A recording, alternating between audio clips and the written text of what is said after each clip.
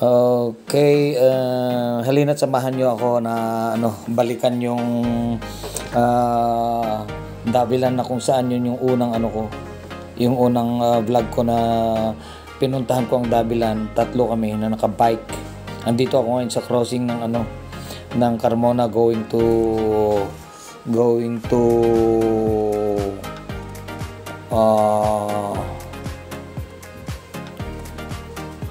GMA.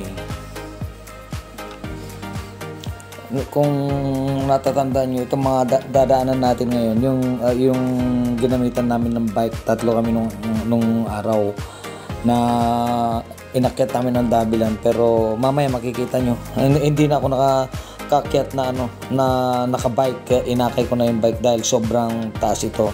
Kung yung mga nakakaalam dito sa lugar na to, ito yung dabilan na inaakyat ng mga bikers as far as San Pedro, Cabuyao, Binyang, Santa Rosa. Dito nila tinatry yung stamina nila. Pag inakyat mo ng dabilan na hindi ka bumaba sa bike, ay isang matigas na biker ka na. So ito, going to dabilan na kami. At saka isang purpose namin dito, yung naka-post minsan na may mga pag ganitong Sabado, may mga turo-turo, kumbaga yung mga ihaw-ihaw, naka-post dati. Titignan natin. So ito ngayon, going to dabilan, na makikita nyo yung inakyat namin. Yung dabilan nga pala part ng Carmona, Cavite to.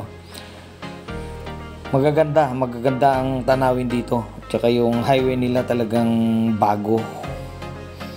Bibihira pa yung mga dumadaan. Ito na, approaching na tayo sa dabilan. Yung dalawang akyatan.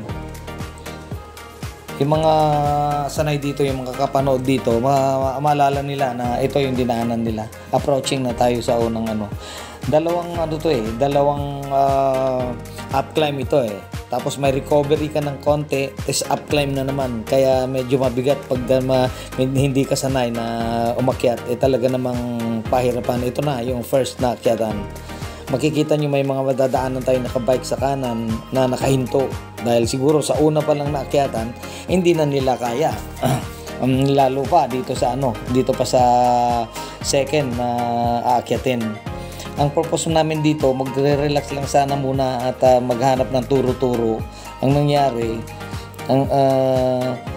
nangyari pagdating namin, wala na yung mga turo-turo dito sa may part ng dabilan. Pero meron pang isa dapat namin puntahan doon sa baba, na doon ang nakapost noon na maraming mga nagtitinda ng mga makakain. Ito na sa right side, kung napapansin nyo yan, mga bikers. Yan, yung iba naglalakad na lang, hindi kaya mataas na mataas na uptime. Dabilan. Dito dati may mga bukuhan dito, tindahan dito sa part ng dabilan dito. Ngayon ang pagkalam namin, since wala rito, doon sa nakapost na binanggit ko kanina, doon sa baba, doon nila dinala yung mga turo-turo. Ang saya lalo na sa gabi, kaya sinadya namin magpagabi sana rito dahil mag-aalas 5 na. Kita namin walang katao-tao, parang deserted. So bumaba kami. Ito, pababa na kami. Doon sa maraming turo-turo as per doon sa post ng mga nakaraan sa FB rin na namin nakita. Parang nasa New Zealand kasi kung napapansin nyo, nadaanan natin may mga baka, kalabaw, tapos bundok na puro green. Ito yung isang nakapost na pinupuntahan din ng mga bikers lalo na sa hapon. Ito yung lugar. Ang nangyari naipagtanong-tanong namin na pinagbawalan na pala sila ng LGU. Dito sa umpisa na rito, yun yung sa gabi makikita mo ang saya nung araw na nakapost. Ngayon deserted na rin, parang kumbaga sa wala na rin tao. Gutom na kami at this time, kaya nakapag-decide kami na pupunta na lang sa bayan ng Binyang dahil mayroon dong sa plaza, mayroon dong food park na maraming pagpipilian. Dito na yung part na mag-U-turn na rin kami dahil wala na nagtitinda dahil nga pinagbawalan daw pala sila ng mga LGU ng barangay nito. Tuloy kami dyan, tapos nag-U-turn na lang kami at dumiretso na kami sa bayan ng Binyang. May mga bikers. Sarap kasi mag-bike dito. Una, fresh ang hangin, tsaka malamig, tsaka patag yung kalye rito na mahaba na hindi daanan, hindi may masyadong masasakyan, kaya marami dito yung nagbabike, lalo na yung mga weekend. So ang nangyari, nag-U-turn na kami going to poblasyon ng Binyang na, para doon na lang kami mag dinner siguro dahil nabutan na kami ng gabi.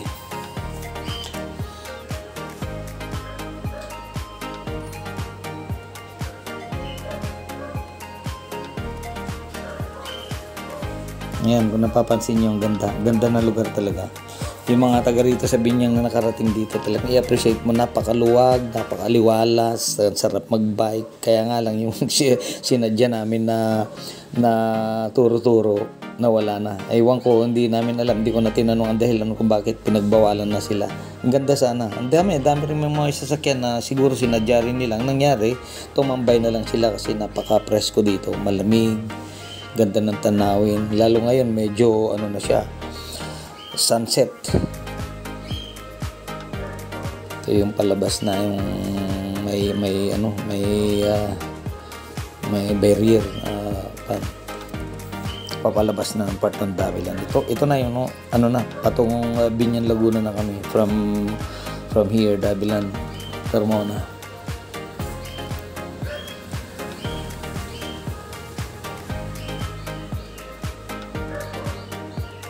Medyo malayo nga ito, baka kayo ang ginawa namin, ayan na, nakarating na kami dito sa kung familiar kayo dito sa Alberto's house, na kung saan dito daw tumira si Rizal dati. Dito na ginawa yung mga hilerang mga tindahan ng mga turo-turo. Napakarami nila, at napakarami din mga foods na pwedeng pagpilian. Kaya andito kami, napadpad dahil wala yung sadya namin doon sa may Dapilan. Kaya dito sa food park na to, bibigyan ka ng meron si Manong, may bibigay na number. Ayun si Manong na pila.